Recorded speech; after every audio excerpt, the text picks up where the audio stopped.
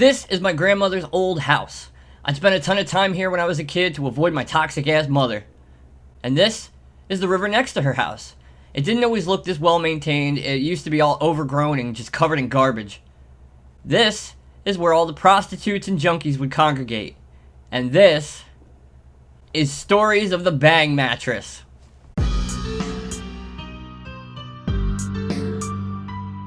But first, a word from my grandmother. We found a couple of dead bodies there, the river. There were just so many crazy things that used to happen down at that river, like the homeless heroin addict named Red Dress. That was Red Dress. We called her Red Dress. I don't know why we ever called her Red Dress, but we did, because she'd always be hanging around and wanting food, begging for food, and I would feed her because I pitied them. Now this woman, Red Dress, who I never knew her real name, lived down at the river for years, and this poor woman was a sight to behold. She had no teeth, her hair was basically just solid chunks of grease, and it was obvious she had some unresolved mental health issues. Like, she once swung her disgusting ass jacket at me while I was on my bike, and I'm pretty sure if it had connected, I would have just melted.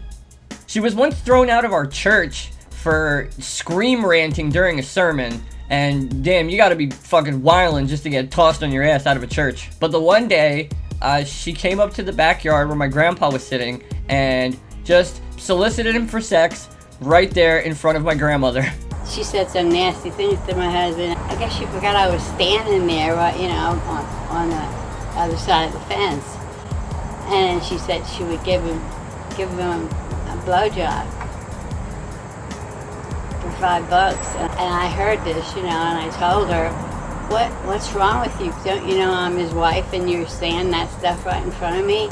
She didn't seem to care because she was so drugged up. Now, my grandmother claims that she does not remember grabbing her gun, which she absolutely did, and she came outside and threatened her, as she was wont to do, because back then, my grandmother would pull that gun out at the slightest hint of trouble. She was like an old inner-city female Rambo. I promise you this woman did not take anyone's shit. It was like, what, someone's in the yard? Crazy Nene got the gun out and went after him. What's that? Severe thunderstorm warning. Crazy Nene got the gun out. What? Trick-or-treaters over the age of 13? Crazy Nene got the gun out and went after him. Oh, the UPS man was late. Anyway, I started blasting. But the term bang mattress comes from my brother and I exploring those disgusting city woods when we were kids, and tucked back maybe 30-40 feet just out of the eyes of any passerbys was a mattress, or better described as a communal pit of misery and human suffering. It was such a horrific sight that thinking about it to this day kind of makes me want to take a shower. The mattress was just littered with garbage and empty drug bags, syringes, used condoms, and I have absolutely zero issues with any sex workers. Your body, your business, but please, if you're gonna do this, take your syringes and used condoms to the trash. So when we mention all the sex workers in this video, this is the mattress they were taking all the clients to. And people would die next to our house more often than you'd probably like. There's a lot of people died down the river because they shot up. And, they did a lot of bad drugs. I don't know, so many bad things happen. There was a pretty surefire way to differentiate the prostitutes from people that were just taking a walk. They would, for some reason, all do this one thing, and I still don't understand why. They'd swing their arms back and forth. Yeah. And you could always tell it was a hooker, And I'm not just talking regular walking down the street arm swings. You know in a movie when someone's pretending to act casual, but they're over-exaggerating and it's funny? Kind of like that. Like, and because everyone who went down there, more times than not, were just kind of destroying and trashing the neighborhood, it was a constant battle between the junkies, the prostitutes, and my nene. It was like the hangout for the prostitutes. And they didn't care. You could stand there right in front of them and they wouldn't leave. And I told them, get out. But they didn't give a shit. They were making their $20, I used to argue with them because, I wasn't really nice to see that for the little kids. And then they kept more and more hookers. And then when I drew a big sign and put it up, but the police took it down. They wouldn't let it because I said, "Go home, cookers. We don't need you here," you know. And soon I'm going to call the police on you. But they still came coming around. And then I was going after them, and then my husband would say, "Go away, get away from them," because he was afraid that they were going to beat me up and stuff. And they didn't care that I knew that they were hookers and, you know, did the stuff they did. And then one time, the one even came up to me and she said, "Would you call the police for me?" And I said, "For what?" She said, "The guy didn't pay me." And I said, get the hell out of here, will you? These altercations between my grandmother and these prostitutes was kind of weird to watch, because one minute Nene would be yelling from the yard, "Get the fuck out of here! We don't need you, take your business elsewhere!" But the second one of them would say that they were hungry, all of a sudden, I'm splitting a sandwich with one of these ladies in the yard. I think more than anything, my grandmother just wanted them to stop throwing trash and syringes everywhere.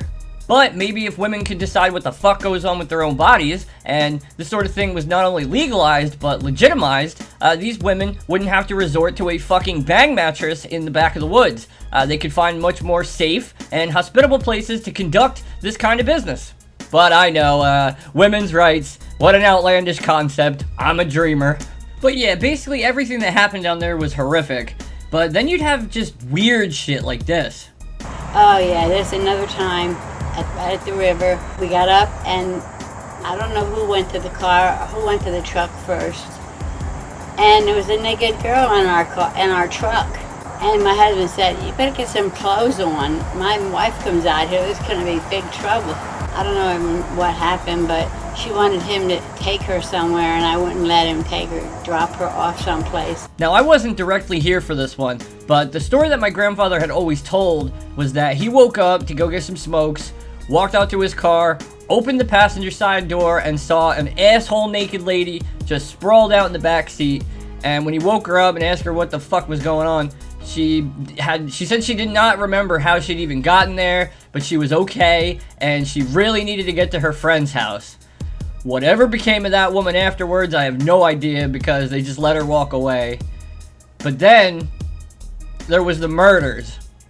But there was a woman that was killed down there, and they bricked her to death, and she was in it was a hole, and they threw bricks on top of her, and you couldn't even tell it was her anymore. That's how bad they beat her up. And that wasn't the only murdered person down there. The police found the body of a trans woman down there. I can remember the story being that she had owed them money for drugs.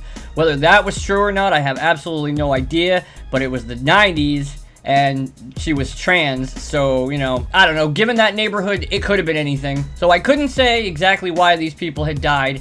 But I can tell you that they were one of more than a few dead people recovered from that river while I was living there. You know, but the things that I discovered down there personally, you know, I discovered the bang mattress.